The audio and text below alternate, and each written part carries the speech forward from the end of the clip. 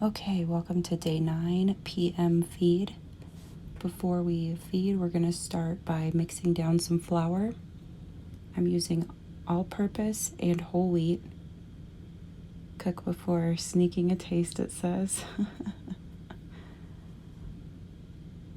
Okay, I'm going to start with my whole wheat flour.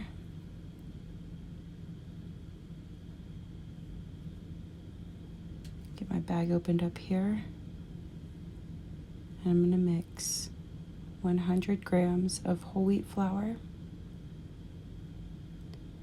Has a tiny bit higher protein content than the all-purpose.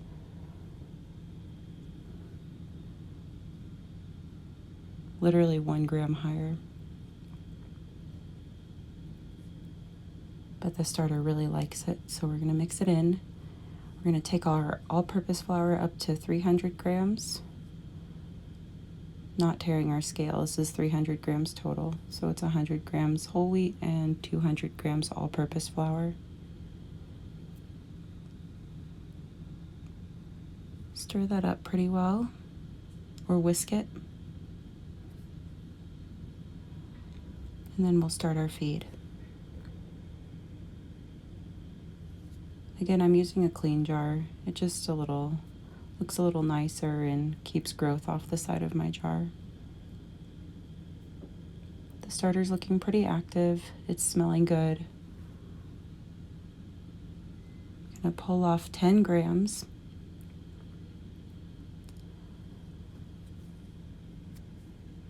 And I'm going to save the discard in my freezer bowl.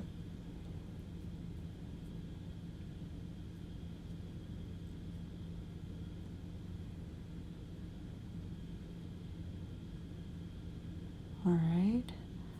Do 30 grams of water and 30 grams of flour. We're doing a 1 to 3 to 3 feed.